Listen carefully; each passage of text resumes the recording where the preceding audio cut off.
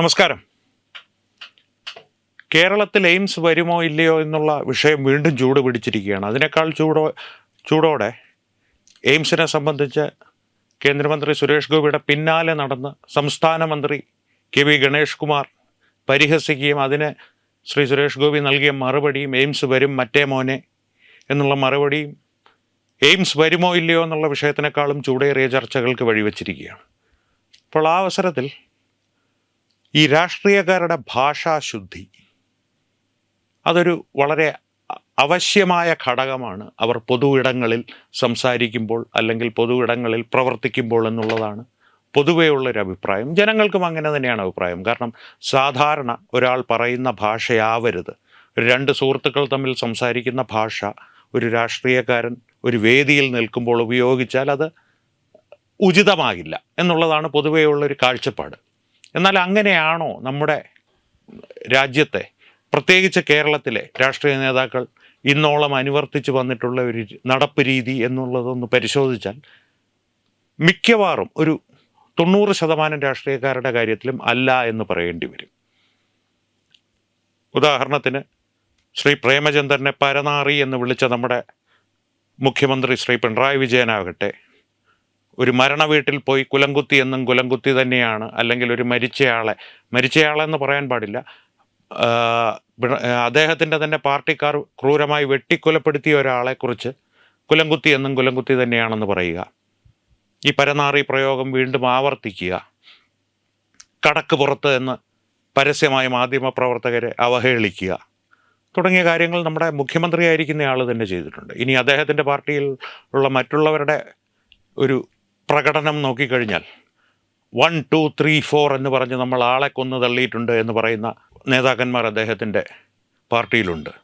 പരസ്യമായി പ്രഖ്യാപിക്കുന്നത് നമ്മളിങ്ങനെ 1, 2, 3, 4 എന്നിങ്ങനെ എണ്ണി നമ്മൾ ആളെ കൊന്നിട്ടുണ്ട് എന്ന് പറയുന്ന നേതാക്കന്മാർ ശ്രീ എം മണി തന്നെയാണ്. ആ വീഡിയോകൾ ഇപ്പോഴും കറങ്ങി നടക്കുന്നുണ്ട്.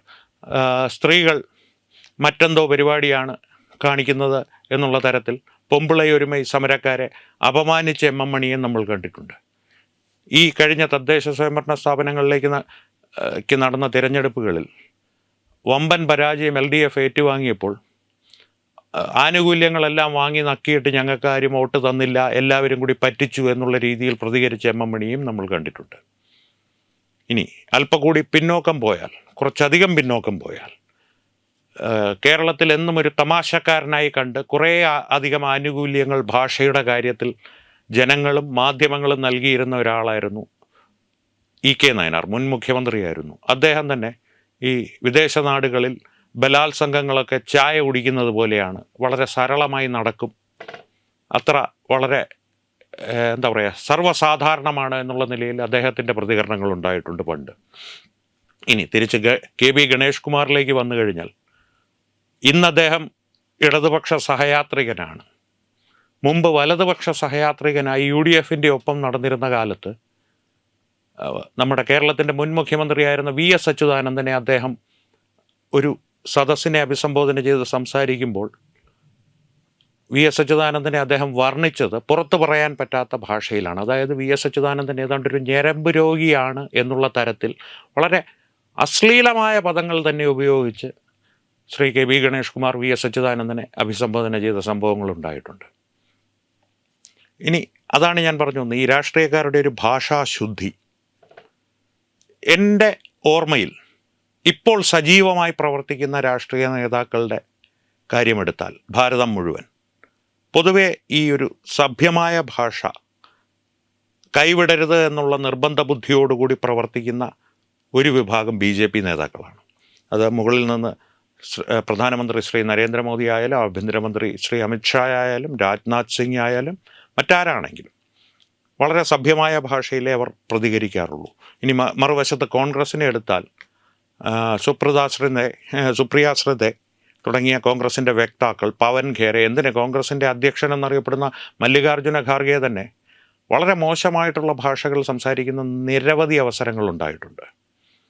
രാഹുൽ ഗാന്ധിയോ അല്ലെങ്കിൽ പ്രിയങ്ക ഗാന്ധിയോ അങ്ങനെ ഒരു മോശമായ ഭാഷ ഒരു വ്യക്തമായിട്ട് ഉപയോഗിക്കാറില്ല വേദികളിൽ. പക്ഷേ അത് പലപ്പോഴും അവർക്ക് എഴുതി കൊടുക്കുന്ന ആൾക്കാരുടെ ഗുണമാണ് എന്നാണ് പറയപ്പെടുന്നത്. കാരണം ഹിന്ദി നേരെ ചൊവ്വേ എഴുതി വായിക്കാൻ പോലും അറിയാത്തവർക്ക് ഹിന്ദിയിൽ ഒരു 4 തെറി പറയാൻ പറ്റില്ലല്ലോ എന്നാണ് ദോഷൈക ദൃക്കുകൾ പറയുന്നത്. അതുകൊണ്ട് അവരുടെ കാര്യം വിടാം.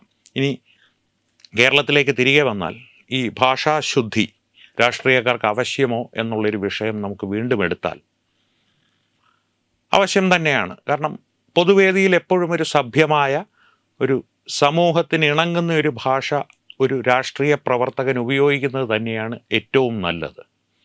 അപ്പോൾ സുരേഷ് ഗോപി പറഞ്ഞ എയിംസ് വരും കേട്ടോ മറ്റേ മോനെ എന്നുള്ള ഭാഷ ശരിയോ? ഒരു ഒറ്റനോട്ടത്തിൽ അത് ശരിയല്ല. പക്ഷേ ഒരു രാഷ്ട്രീയ നേതാവിന് ഭാഷാശുദ്ധിയേക്കാൾ വേണ്ടത് ഉദ്ദേശശുദ്ധിയും സ്വഭാവശുദ്ധിയുമാണ്. പൊതുജനം പറയുന്നത് ഏത് തട്ടിൽ വെച്ചളന്നാലും KB ഗണേഷ് കുമാറിനെക്കാളും ഉദ്ദേശശുദ്ധിയും ഭാഷാശുദ്ധിയും, ഭാഷാശുദ്ധി എന്ന് ഞാൻ ഉദ്ദേശിച്ചത് ഒരു കാര്യം സ്ഫുടമായി പറയുന്ന കാര്യത്തിലാണ്. ഉദ്ദേശശുദ്ധി എന്ന് പറയുന്നത് സുരേഷ് ഗോപിയുടെ ഉദ്ദേശശുദ്ധിയിൽ അദ്ദേഹത്തിൻ്റെ ശത്രുക്കൾക്ക് പോലും സംശയമുണ്ടാകുമെന്ന് എനിക്ക് തോന്നുന്നില്ല. ഉള്ളിൻ്റെ ഉള്ളിൽ പുറമേ അവർ പരിഹാസമായി പലതും പറയുമെങ്കിലും സുരേഷ് ഗോപി ഒരു കാര്യം ഏറ്റുകഴിഞ്ഞാൽ അത് നടക്കും, അല്ലെങ്കിൽ ഇടപെട്ടാൽ അത് നടക്കും എന്നുള്ളതിൻ്റെ നിരവധി തെളിവുകൾ നമ്മുടെ മുമ്പിലുണ്ട്. അതുകൊണ്ട് ഉദ്ദേശശുദ്ധിയിൽ അദ്ദേഹത്തിൻ്റെ സംശയം വരേണ്ട കാര്യമില്ല. പിന്നെയുള്ളത് സ്വഭാവശുദ്ധി. അതും ഏത് തട്ടിൽ വെച്ചളന്നാലും KB ഗണേഷ് കുമാറിനേക്കാളും സുരേഷ് ഗോപിയുടെ തട്ട് താണ് തന്നെ ഇരിക്കും എന്നുള്ളതാണ് സാധാരണ ജനങ്ങൾ പറയുന്നത്. അപ്പോൾ പ്രേക്ഷകർ തന്നെ തീരുമാനിക്കുക, ഒരു രാഷ്ട്രീയ നേതാവിന് വേണ്ടത് ഉദ്ദേശശുദ്ധിയോ സ്വഭാവശുദ്ധിയോ, ഇത് രണ്ടും ചേർന്നൊരു സ്വഭാവമോ, അതോ ഭാഷാശുദ്ധി മാത്രമോ, ഉദ്ദേശശുദ്ധി ഇല്ലായ്മയും സ്വഭാവശുദ്ധി ഇല്ലായ്മയും, അതോ ഇനിയിപ്പോൾ വൃത്തികെട്ട ഭാഷയും വൃത്തികെട്ട സ്വഭാവവും വൃത്തികെട്ട ഉദ്ദേശങ്ങളും ഒക്കെയുള്ള മന്ത്രിമാർ. കാരണം ഈ പാതിരാത്രിക്ക് ഇടി വാങ്ങിയ ഫോട്ടോ പുറത്തു വരിക, പലരെയും പറ്റിച്ചെന്ന് ഒരു അത്ര നല്ല സ്വഭാവമല്ല എന്ന് സ്വന്തം സഹോദരി തന്നെ പറയുന്ന രീതിയിലുള്ള പരസ്യമായി മാധ്യമങ്ങളോട് പറയുന്ന രീതിയിലുള്ള സ്വഭാവങ്ങൾ ഉണ്ടാവുക, ഇതൊക്കെയാണോ ഒരു രാഷ്ട്രീയ നേതാവിന് വേണ്ടത്? അതോ ഉദ്ദേശശുദ്ധിയോടെ ഭാഷാശുദ്ധി ഒരല്പം മാറിയാലും, ഭാഷയുടെ തീവ്രത ഒരല്പം കൂടിയാലും സ്വഭാവശുദ്ധിയോടെ പ്രവർത്തിക്കുന്ന എന്ന് പൊതുജനം പറയുന്ന സുരേഷ് ഗോപിയെ പോലുള്ളൊരു നേതാവിനെയാണോ നമ്മുടെ കേരള സമൂഹത്തിന് ഇന്ന് ആവശ്യമെന്ന് പ്രേക്ഷകരും കൂടി തീരുമാനിക്കുക, കമൻറ്റുകളിൽ അറിയിക്കുക. നമസ്കാരം.